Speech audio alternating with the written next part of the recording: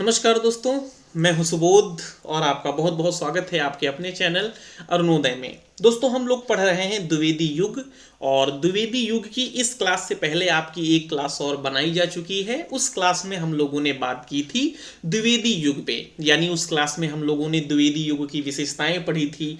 द्विवेदी युग के बहुत सारे महत्वपूर्ण तथ्य हम लोगों ने उस क्लास में पढ़े थे। वो क्लास आपको देखनी चाहिए, उसका लिंक आपको डिस्क्रिप्शन में मिल जाएगा। अब हम लोग एक काम करेंगे, यहां से हम लोग पढ़ना शुरू करेंगे द्विवेदी युग के कवियों को। और द्विवेदी युग के कवियों में हम लोग सबसे पहले यानी आज की क्लास में बात करने वाले हैं आचार्य महावीर प्रसाद द्विवेदी की, जिनके नाम पे इस युग का नाम पड़ गया, उनको हम लोग सबसे पहले पढ़ेंगे। तो एक बार आपका पुनः स्वागत है आज की क्लास में और हम लोग पढ़ना शुरू करते हैं आचार्य महावीर प्रसाद द्विवेदी को। तो सबसे पहले हम बात करेंगे कि इनका जन्म कब हुआ।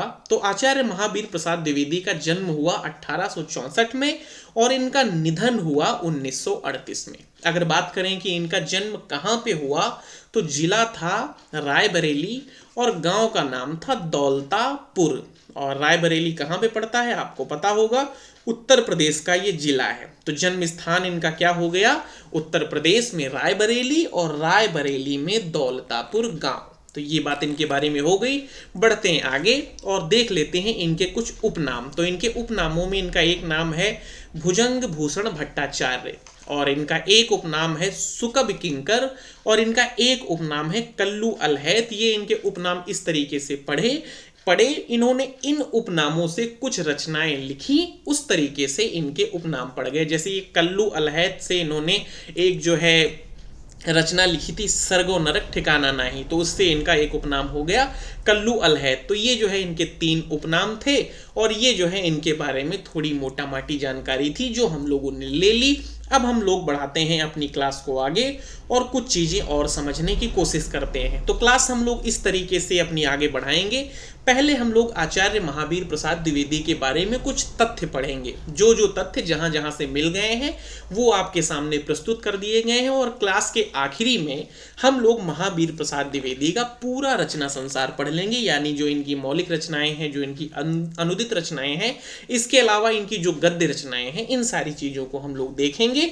तो सबसे पहले हम लोग पढ़ना शुरू करते हैं आचार्य महावीर प्रसाद द्विवेदी के बारे में। इनका तथ्यात्मक परिचय थोड़ा सा ले लेते हैं। तो महावीर प्रसाद द्विवेदी जो है गद्य के व्यवस्थापक आचार्य हैं और इनको आचार्य की उपाधि 1931 में नागरी प्रचारिणी सभा के द्वारा दी गई। तो ये चीज आपको याद रहनी चाहिए कि इनको आचार्य की उपाधि किसने दी और कब दी। तो नागरी प्रचारिणी सभा ने 1931 में महावीर प्रसाद द्विवेदी को आचार्य की उपाधि दी और ये बन गए आचार्य महावीर प्रसाद द्विवेदी। तो ये चीज समझ में आई। आचार्य महावीर प्रसाद द्विवेदी जी के द्वारा इनके मौलिक और अनुदित ग्रंथों की कुल संख्या कितनी बताई जाती है, 80 बताई जाती है। यानी मौलिक और अनुदित इन्होंने कुल मिला के ग्रंथ लगभग कितने लिखे, 80 लिखे। तो ये 2 बातें हो गई। थोड़ा सा और आगे बढ़ते हैं। इनके स्वाभिमानी स्वभाव के कारण इनकी बहस उच्चाधिकारियों से हुई, जिनके कारण इन्होंने 200 रुपये प्रतिमाह रेलवे की नौकरी छोड़नी पड़ी और उन्होंने 20 रुपये प्रतिमाह पर सरस्वती पत्रिका का संपादन करना स्वीकार किया। अब ये वाला जो पॉइंट आपके लिए रखा गया, मैं भी ये स्वीकार करता हूं कि यहां से आपके लिए कोई प्रश्न नहीं आएगा। लेकिन हम लोग कर क्या रहे हैं, हिंदी साहित्य का इतिहास पढ़ रहे हैं। तो जब इतिहास पढ़ रहे हैं तो ये सारी चीज़ें आपको पता होनी चाहिए।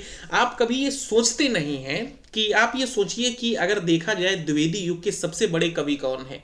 अगर साहित्यिक दृष्टि से देखा जाए, काव्य की दृष्टि से देखा जाए, तो द्विवेदी युग के सबसे बड़े कवि हैं तो मैथिली शरण गुप्त। तो आपको ये विचार करना चाहिए कि द्विवेदी युग का नाम द्विवेदी युग क्यों पड़ा। गुप्त युग हो सकता था क्योंकि उसके सबसे बड़े कवि तो जो है मैथिली शरण गुप्त हैं, उन्होंने इतना विराट रचना संसार खड़ा किया।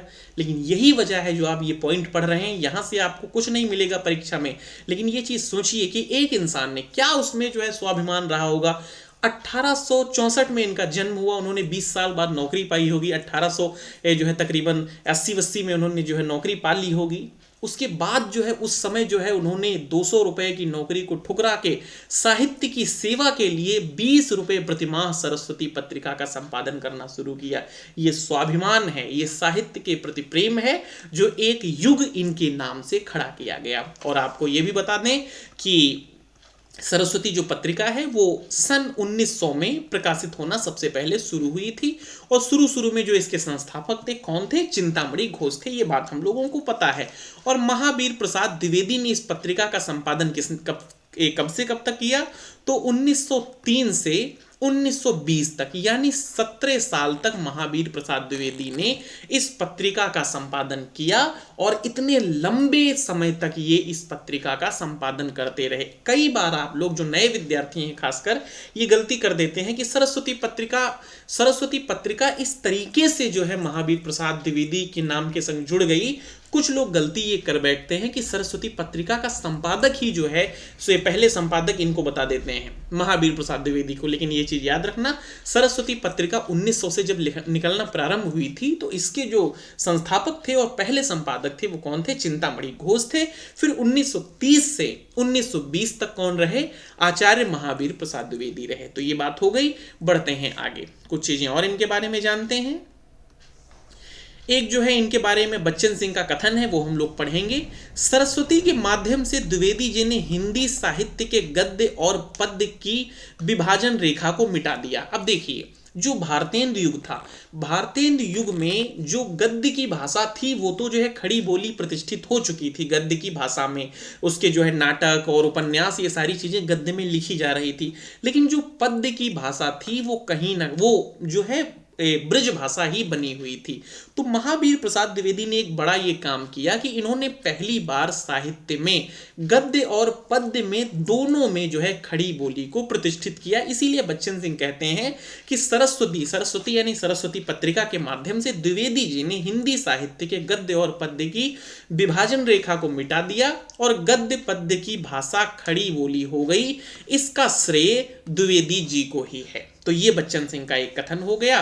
और एक स्वयं जो है महावीर प्रसाद द्विवेदी का कथन है। महावीर प्रसाद द्विवेदी कहते हैं कि जो अपने आप को ब्रज क्षेत्र का मानते हैं वे ब्रज भाषा का प्रयोग कर सकते हैं, परंतु जो अपना जुड़ाव अखंड भारत से मानते हैं उनकी भाषा निश्चित ही खड़ी बोली होनी चाहिए। तो महावीर प्रसाद द्विवेदी ने इस तरीके से खड़ी बोली पे जो है बल दिया।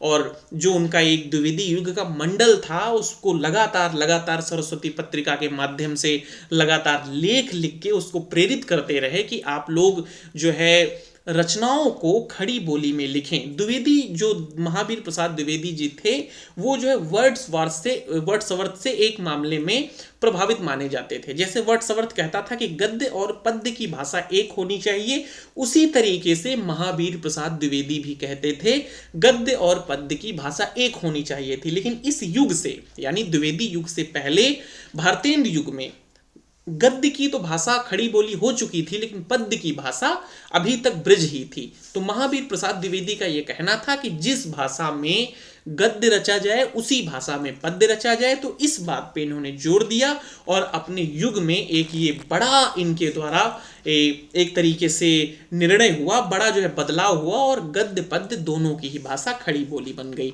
महावीर प्रसाद द्विवेदी जो है साहित्य की एक इंपॉर्टेंट परिभाषा देते हैं, वो लोग एक बार आप लोग देख लीजिए कि ज्ञान के संचित कोश का नाम ही साहित्य है। और ये परिभाषा आपसे कई बार पूछ ली जाती है, इसको एक बार और मेरे संग पढ़ लीजिए। महावीर प्रसाद द्विवेदी साहित्य के बारे में क्या कहते हैं कि ज्ञान राशि के संचित कोश का नाम ही क्या है? साहित्य है। बढ़ते हैं और आगे। और महावीर प्रसाद द्विवेदी का एक और बहुत ज्यादा इंपॉर्टेंट कथन है जो आपसे परीक्षाओं में पूछा जाता है, ये आपको याद रखना है। तो ये कथन है महावीर प्रसाद द्विवेदी का। महावीर प्रसाद द्विवेदी क्या कहते हैं? महावीर प्रसाद द्विवेदी कहते हैं कि कविता का विषय मनोरंजन एवं उपदेश जनक होना चाहिए। यमुना के किनारे केल कौतूहल का अद्भुत वर्णन बहुत हो चुका। न परकियाओं पर प्रबंध लिखने की अब कोई आवश्यकता है, न स्वकीयाओं की गतागत की पहेली बुझाने की। चींटी से लेकर हाथी पर्यंत, भिक्षुक से लेकर राजा पर्यंत, मनुष्य बिंदु से लेकर समुद्र पर्यंत, अनंत आकाश, अनंत पृथ्वी और अनंत पर्वत सभी पर कविता की जा सकती है। तो ये कथन किसका है? महावीर प्रसाद द्विवेदी का है। इस तरीके से महावीर प्रसाद द्विवेदी ने जो है साहित्य का जो फलक है उसका विस्तार किया। उन्होंने बताया है कि बहुत सारी चीजें उसी तरीके से रची जा चुकी हैं। रीतिकाल आप देखेंगे, रीतिकाल में लगातार लगातार एक ही तरीके के ग्रंथ रचे गए। इसीलिए महावीर प्रसाद द्विवेदी कहते हैं कि चींटी से लगा के हाथी तक, आकाश से लगा के समुद्र तक हर चीज पे कविता रची जा सकती है। तो ये एक कथन हो गया महावीर प्रसाद द्विवेदी का। आचार्य रामचंद्र शुक्ल का महावीर प्रसाद द्विवेदी के बारे में एक कथन है। आचार्य रामचंद्र शुक्ल कहते हैं कि हम पंडित महावीर प्रसाद द्विवेदी को पद्य रचना की एक प्रणाली के प्रवर्तक के रूप में पाते हैं। तो ये कथन भी आप लोग याद रखिएगा, ये भी कथन इंपॉर्टेंट है और परीक्षा में पूछा भी जा चुका है। उसके बाद अब हम लोग थोड़ी सी बात करेंगे आचार्य महावीर प्रसाद द्विवेदी के रचना संसार के बारे में। तो सबसे पहले बात कर ली जाए इनके मौलिक काव्यों के बारे में। तो इनके मौलिक काव्य कौन कौन से हैं, कब कब हैं, एक बार पढ़ लिया जाए। 1892 में इनका मौलिक काव्य है देवी स्तुति शतक। 1898 में है कान्य कुब्ज वली व्रतम। फिर 1898 में ही है समाचार पत्र संपादन स्तव।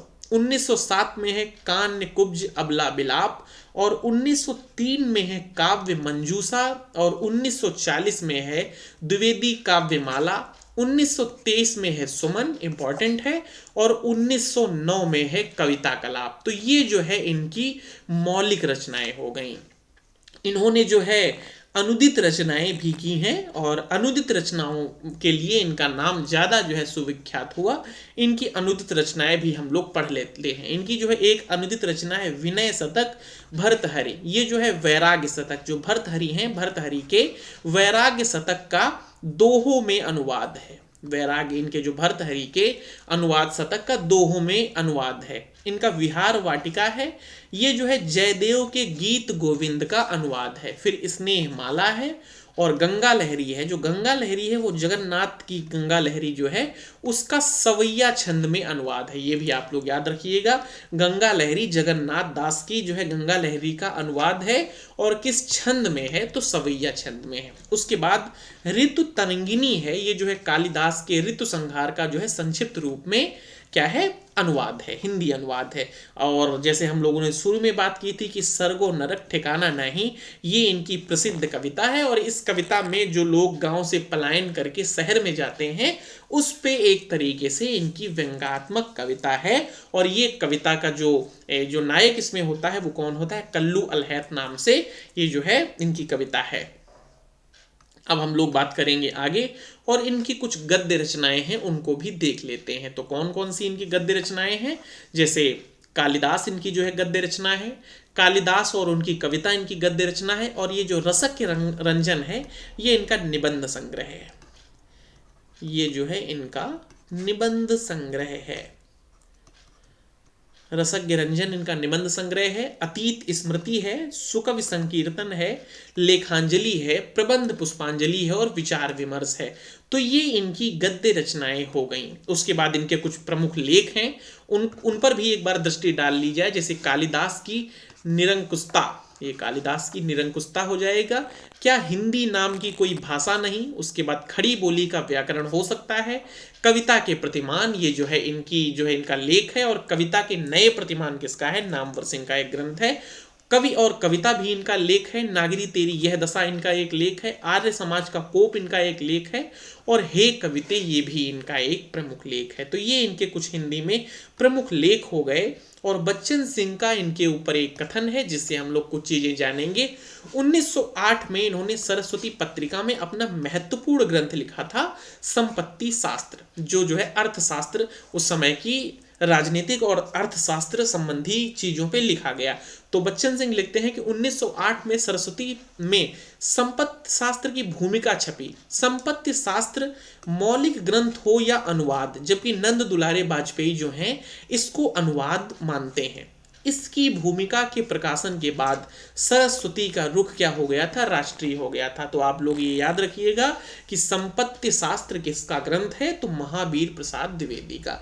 ये ग्रंथ सरस्वती पत्रिका में कब छपा था, तो 1908 में छपा था। और नंद दुलारे वाजपेयी इस ग्रंथ को जो है क्या मानते हैं, अनुवाद मानते हैं, और कुछ लोग इसको जो है मौलिक ग्रंथ मानते हैं। जो भी हो, उसके बाद बच्चन सिंह कहते हैं, लेकिन इस ग्रंथ के बाद जो है इसकी जो सरस्वती का जो रुख है वो राष्ट्रीय हो गया था। तो ये जो है बच्चन सिंह का कथन था। तो ये हम लोगों ने महावीर प्रसाद द्विवेदी के बारे में जो जो चीज़ें इंपॉर्टेंट हो सकती थी हम लोगों ने पढ़ लिया, उनके तथ्य पढ़ लिए, उनके रचनाएं पढ़ ली, गद्य रचनाएं पढ़ ली, पद्य पढ़ ली, उनके जो है अनुदित ग्रंथ पढ़ लिए, और उनके जो हिंदी में लेख थे उनको पढ़ लिए, और उनके ऊपर जो महत्वपूर्ण कथन थे उनको भी हम लोगों ने पढ़ लिया। तो उम्मीद है कि क्लास आपको जो है समझ में आई होगी। अगर क्लास आपको समझ में आई है तो क्लास को लाइक कर दें और चैनल को भी सब्सक्राइब कर लें। धन्यवाद।